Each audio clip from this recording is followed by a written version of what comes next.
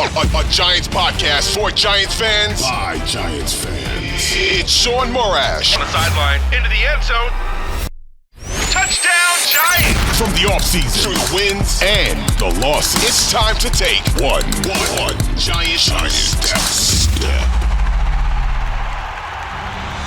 All right, welcome into One Giant Step, your Giants podcast for Giants fans by Giants fans. I'm Shaun Morash, joined as always by Bryce Gelman. And remember, if you're just a first-time listener, first of all, thank you. Giants training camp is upon us, but you're going to want to download, subscribe. Each and every week, we have you updated through all the preseason games, the training camp madness, the cuts that will eventually come, and of course, the regular season will be upon us. Just like that, football season always seems to fly by. But here we are. This is our last installment of reacting to the offseason Hard Knocks with the New York Giants. Our fifth and final episode aired on the time we're taping this, Tuesday night, July 30th, 2024. With that, Mark Leiter has gotten out of a jam. You're just getting my real reaction with the bases loaded, and the Yankees will go to the 11th. See, we juggle multiple sports here, but really this is a Giants podcast. But you're finding out, a lot of Giants fans are Yankee fans, so maybe you care. And now when you're listening to this, you're going to remember where you were when that moment happened. All right, look, bottom line is this. Hard Knocks is over. And I think we could have some overall series opinions now that we've watched every episode. But we'll start, of course, with the episode opinions. And I do want to close this episode with some thoughts from now what's a week and a half into training camp here. Just strictly from a Hard Knocks point, Bryce, I don't know how you felt episode 5. I've watched enough television, reality, regular TV, sports TV. This was the definition of filler. Last week, we got what's 100%. Known as a penultimate episode, and that was, I thought, the goods. I thought it was the best episode. This episode, to me, now, there will be things I want to bring up that I did learn, but far less than what I got in the previous 4 episodes. This just felt like an episode, let's tidy everything up, and by the end, basically do an infomercial in the Giants' 100th season to get everybody excited for it. There was enough content for 4 episodes, Shaun. They decided to stretch it out to a 5th. Each episode could have been 45 minutes. 40-minute episodes. You could have made a couple of them an hour long, something like that. You could have had 50-minute episodes. First off, I mean, the 4th episode could have easily included the draft picks. I felt like we were cut off too short, and it felt like, all right, well, what realistically is the enticing, informative content that could come out of a potential episode 5? And it really wasn't much, Shaun. It wasn't. I mean, listen.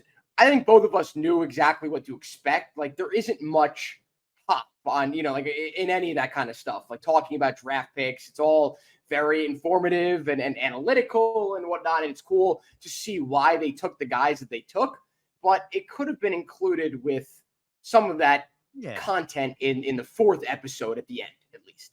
Yeah, and maybe if they go back and they do this kind of version of Hard Knocks with another team, they learn their lesson and they cut it down to 4, not 5. But look, I get it Max, HBO, they're going to look to kind of fill content, fill Tuesday night programming. I understand that. Now it leads in because next week they're going to start the training camp with the Chicago Bears, which as a football fan, we're not going to really cover here unless anything ties to the Giants. But I know I'll be watching because I love that.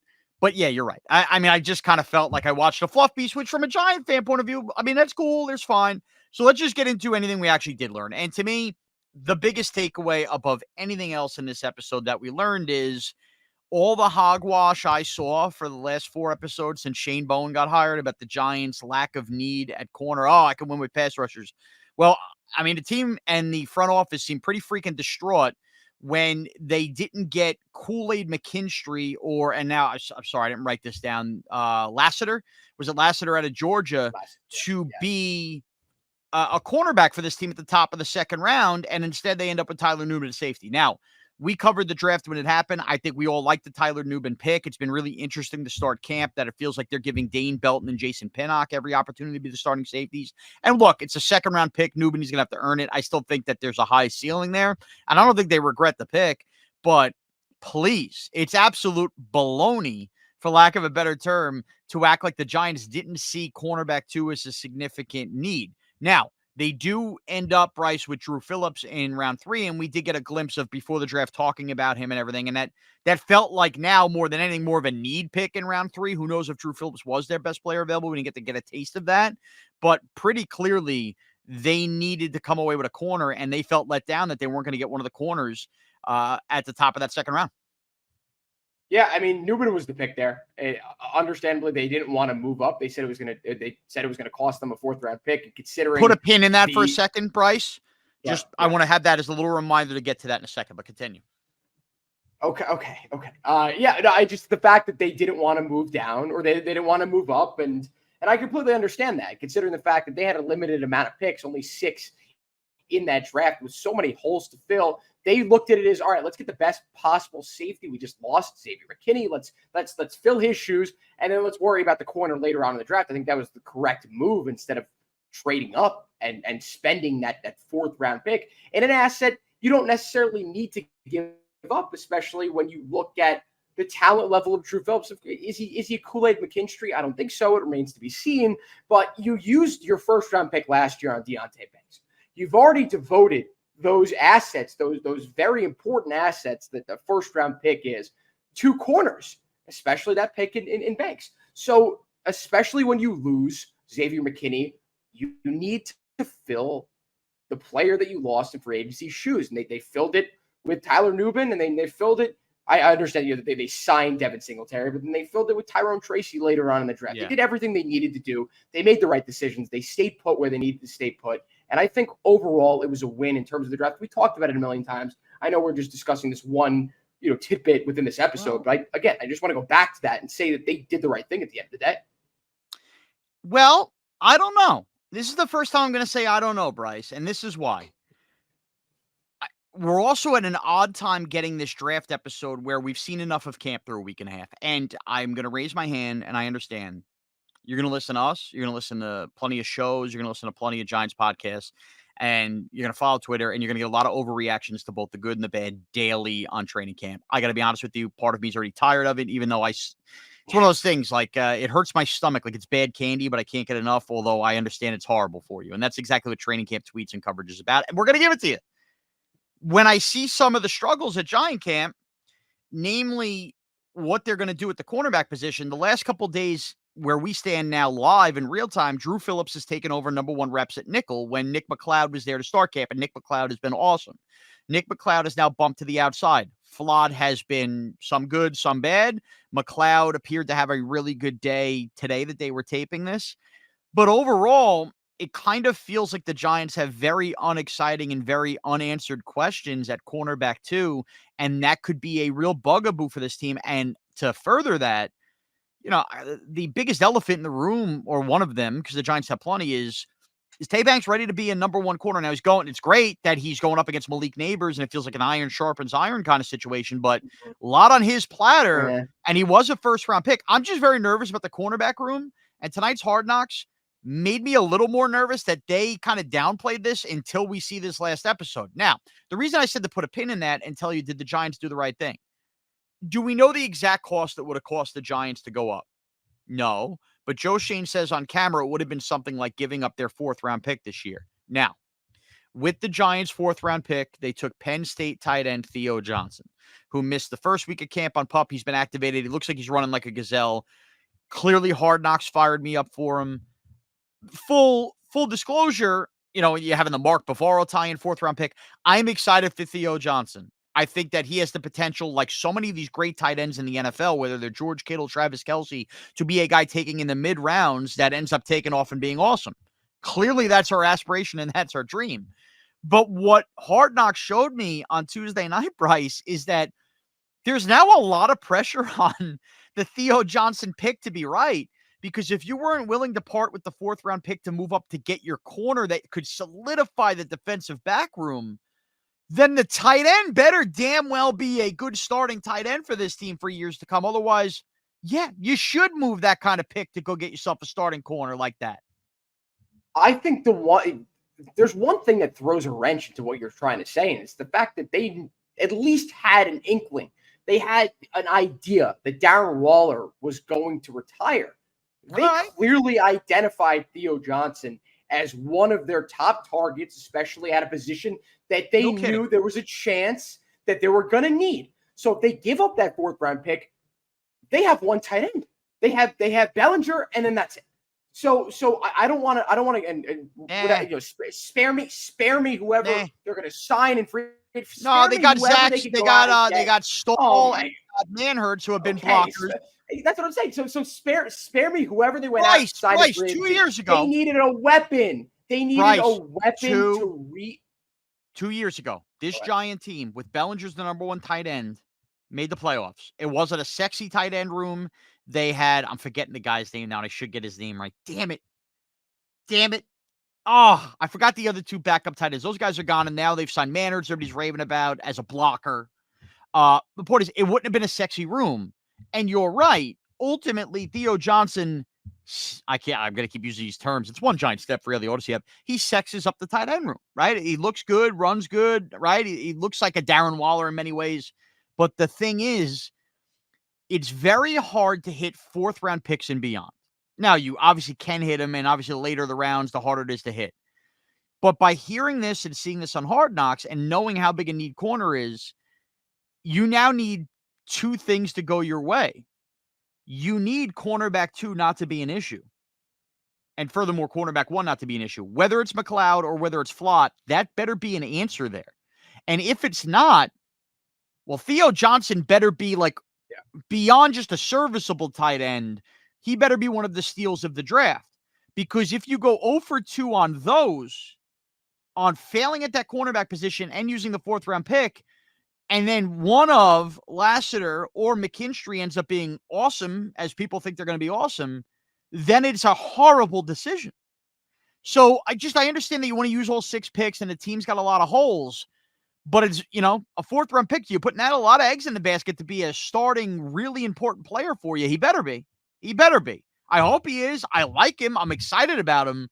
But now it went from that would be really nice to hit on a fourth-round pick to me to you better have hit on this fourth-round pick, because otherwise, if that was the cost, it would have been worth it to trade up. And the episode obviously doesn't do the Giants any favors without the amount that they hyped Theo Johnson up. The explosive measurements was the term used by Brian Dable, and then he lists his combine stats, his measurements. He better be good. I agree with you. I'm in lockstep with you on that, considering the fact that they talked this guy up like he was a second-round tight end. It's like they just drafted Sam Laporta. Like, this guy is okay, he's a really good talent. They need him to be good. But you're also right in the fact that they just didn't decide to trade up because they didn't want to give that pick up, because they probably knew in their heart of hearts that Waller was retiring. They needed a tight end late on in the draft. So they made that decision. It's, of course, we're discussing this. And because we mentioned it at length. We discussed it at length. The idea that Darren Waller could potentially be retiring, and the fact that he ended up not telling them before the draft kind of put them in a weird position. They end up taking tight end anyway, and it ends up working out. Just as funny that in the moment in the episode, they had no idea what Darren Waller was going to be doing, which I think is insane. I know that's another topic for another day. He's gone. He's irrelevant to us now. Just wanted to point that out. But yeah, Theo Johnson needs to be a talent that could really change the narrative on this draft. Especially, I mean, listen, I'm like a parrot. I'm repeating what you're saying, but you are right. I mean, you're completely right in the sense that the Giants have a serious issue with their cornerbacks, but they have a serious issue with their secondary as a whole. You lose Xavier McKinney. Well, I mean, some might call it a serious issue. I just call it a very unknown. It's very unknown more than anything. I can't call it a negative. You're stuck between a rock and a hard place. You have to make one decision. If you make a decision, then the other position kind of, loses its potential depth. But Bryce, you're right. But just keep in mind, it was very clear, including the F-bomb drop by one of the scouts there, that with everything you're talking about at safety, corner was still their biggest freaking target. And of course, the Yankees bring in Michael Tonkin in an 11th inning and then blow a lead again, and it's 6-6. But yes, that's exactly it. Okay, further along in the episode, as we continue to move this thing along, we kind of see the draft play out. Cool scene between Dable's wife and Shane's wife, and you kind of get like the family stuff. I think that's well, Tommy's Tavern. I'm not a Jersey guy. You familiar with it? Of course, I know Tommy's Tavern. Of course, is it a famous place? I don't know. It's very well known in the Jersey area, and they're clearly two Jersey girls now. I thought it was really cute that they met up at Tommy's Tavern. They have some really good sushi rolls there. If I can recommend anything there, you go there to Tommy's Tavern. You can have a great time with a friend, a girl, whatever. And sushi, huh? Get the sushi, the spinach and artichoke dip. Spinach and artichoke dip is really good there as well. There are a few really good options. You can't go wrong at Tommy's Tavern. So it was good to What see part that. of Jersey is this in? There's 3 or 4 locations, I believe. I don't quote me on that. That could be completely wrong. I know they have more than one. There's one like 15, 20 minutes from my house. I've been there, 5 or 6 times. They also have one in Seabright. So down the shore, you can check it out there as well. But it's great food, great place. You got to come check it out. How about that? Okay, so Tommy Stafford, you got to come check it out. They clearly rent out, the Giants rent it out for all like the executives and coaches and their families. I thought that was really cool way to wrap the draft and a nice bow on it. And then, the back in the New York Groove remix, it's going to get every Giant fan fired up at the end. Now it's time for the 100th team in history. And that was all fluff and filler and pumped up stuff. And I was into it. I mean, that's fine. Giant fan stuff, like that's just like feed me as a Giant fan at the end. But overall, by the end of the episode, I just kind of felt like, all right. I mean, that was really not a lot there. The cornerback stuff was interesting. That was it. Overall, little cherry on top. Closing thoughts on the series, Bryce. And remember, if this is the first episode, we've broken down every single one of them. So go back and listen to the last 4 episodes. The show was ultimately a positive. The show showed me way more than I thought.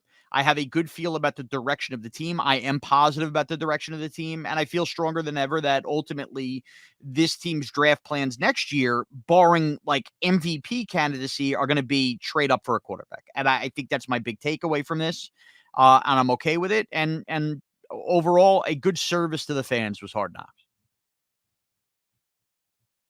I think it cements the competency of this front office.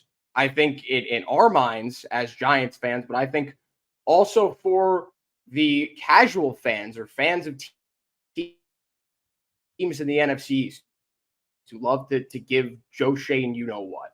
But more importantly, the Giant fan, because in my own opinion, I mean, just looking back at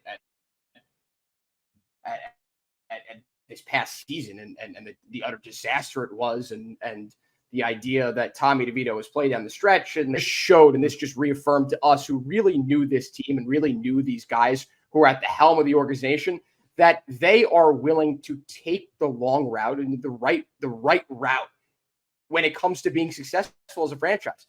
They inherited a pretty awful situation, and you don't need me to repeat what they were left with from Dave Gelman. And what they have done is make competent move after competent move after competent move. And what other team in New York that was terrible for years put it together by making the right move? It's the New York Knicks.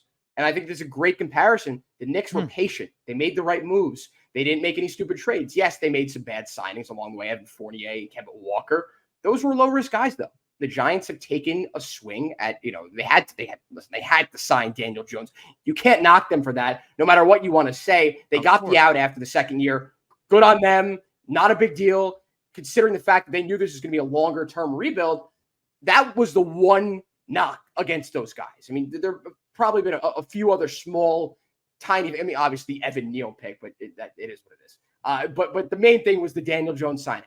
And I think that this series showed you they're not content with having Daniel Jones as their main guy.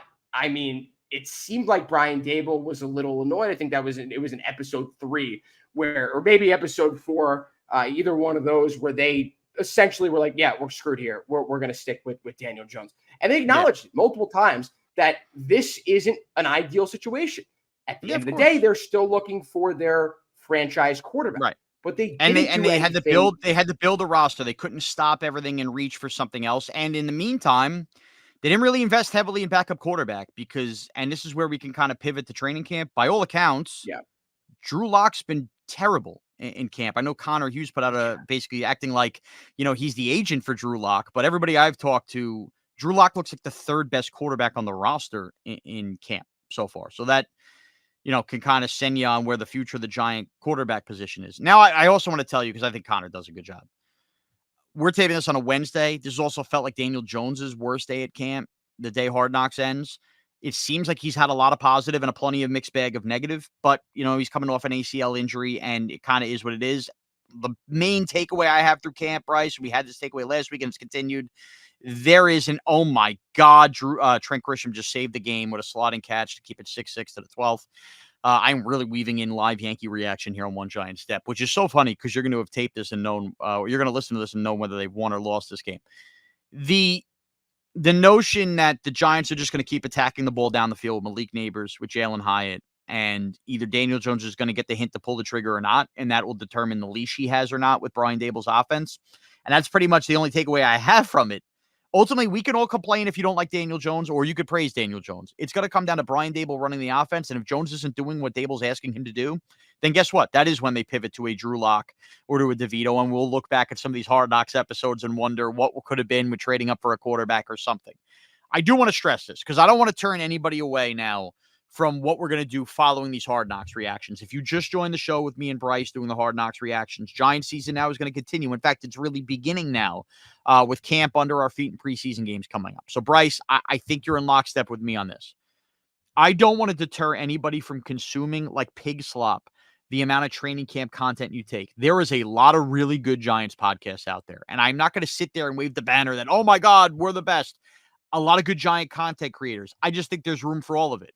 I think that we're going to be a little bit on the quicker side, half an hour episodes compared to some places we get hour episodes. I think me and Bryce are going to be really locked in, kind of relay what we have, give you a perspective. I'm 37. Bryce is in his 20s to kind of give you that, middle school to young school approach to Giants football and try to be level-headed with it along the way.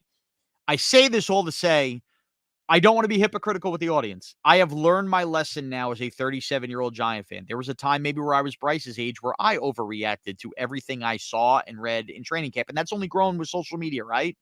2 years ago, the Giants looked like a complete dog food dumpster fire organization in training camp, and it just looked like, how does Brian Dable get out of this mess? And they made the playoffs. Last year, and I went to a couple of those practices, it felt like off the contract, Daniel Jones and the offense were about to be the greatest show on turf, and Jalen Hyatt could be a number one receiver with Darius Slayton, et cetera, et cetera. And basically the offense couldn't get off the bus in week one, and it was a really long year. I'm pointing out each of those differences to tell you, if you look awful 2 years ago and suddenly you're a playoff team and everything kind of clicked, or you looked really good last year and then suddenly didn't go the other way, we can overanalyze this camp all we want. Overall, you have to understand and take it for what it is. The Giants aren't going to be a disaster because Daniel Jones was really, really bad on Tuesday, July 30th at training camp. They're also not going to be a team that remakes the divisional round because 2 days ago, Daniel Jones is hitting back shoulder throws to Malik Neighbors like we've never seen before. All of these things and all of the errors and the mistakes or some of the good is all stuff that these teams take from camp and the Giants team takes from camp. But let's calm down. Okay, let's just calm down with our training camp overreactions and just take it for what it is. The big takeaway early is clearly what Brian Dable and the Giants offense means. All right, with that, this is going to be a little bit of a shorter episode, and you can thank Hard Knocks for being kind of a crummy episode as a result. We're going to come back next week. We're going to preview preseason game number 1. I think me and Bryce can kind of settle into where some of the position battles have shaken out through camp. And frankly, I might get there Monday or Tuesday to one of these joint practices with the Lions. If that's the case, I think our next episode would happen in me following being at that. I will have more of an answer internally on that. But regardless, I think that those practices with the Lions are going to be important for the Giants to kind of measure up versus a team with Super Bowl aspirations. So camp battle stuff, kind of getting a general feel as we enter week 3 of training camp. We're going to get into the nitty-gritty stuff next week. But again, I just caution everybody, have fun with this stuff. Do not overreact to what you see on Twitter and everything else, that goes with it. He's Bryce Gelman. You could follow him on Twitter at Bryce Gelman. You can follow me on Twitter at Shaun Morash. And remember to download, subscribe to One Giant Step everywhere podcasts are available. And of course, free on the Odyssey app. Thanks to everybody for taking one giant step with us.